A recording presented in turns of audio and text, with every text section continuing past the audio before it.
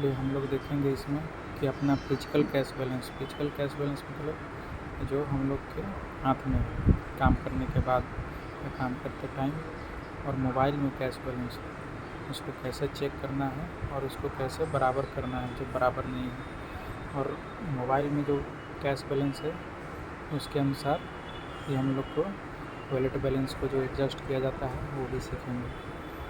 तो इसमें क्या है कि फिजिकल कैश बैलेंस और मोबाइल में कैश बैलेंस चेक करने के लिए यहाँ पर कैश एंड स्टाम्प में जाएंगे।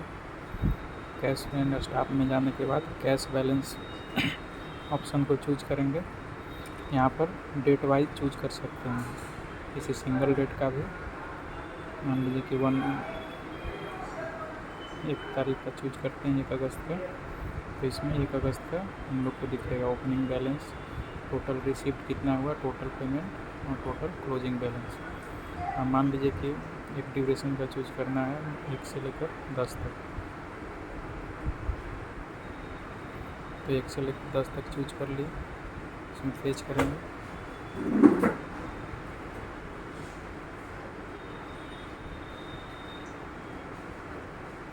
लेकर 10 तक चूज किए, फेच किए।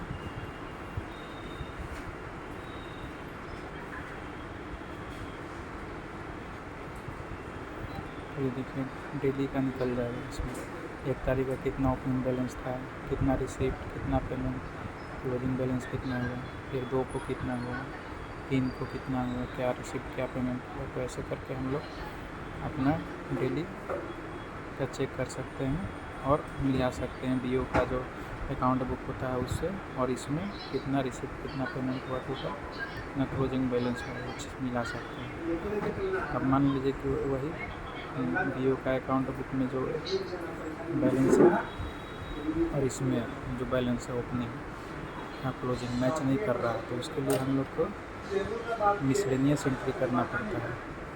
मिसलेनियस एंट्री और मिसमैच एंट्री दो अलग अलग चीज़ें हैं।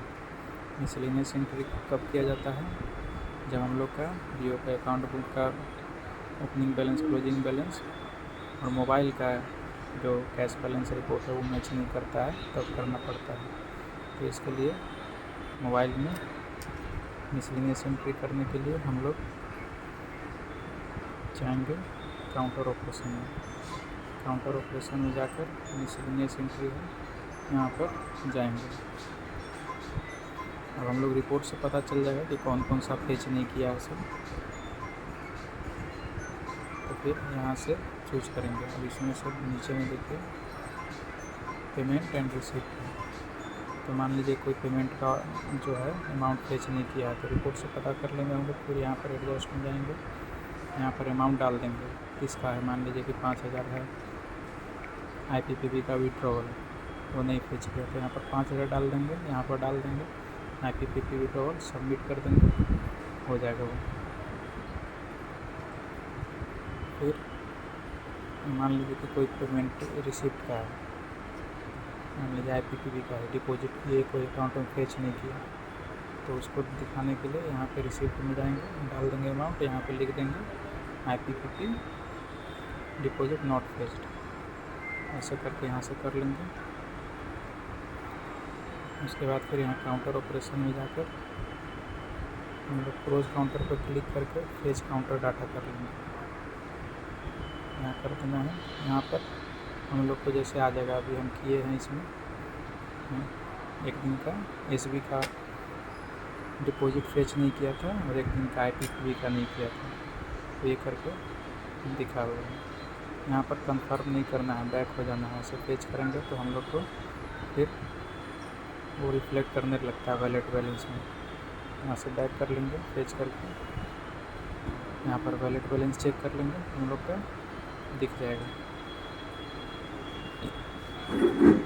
तो इस तरह से हम लोग अपना बीओ का अकाउंट बुक का बैलेंस, मोबाइल का बैलेंस, जो जिसको कैश बैलेंस रिपोर्ट बोलते हैं, कैश बैलेंस रिपोर्ट, इसको हम लोग मैच करेंगे और इसी को मैच करने से हम लोग का वॉलेट बैलेंस भी मैच हो जाता है। तो इस तरह से हम लोग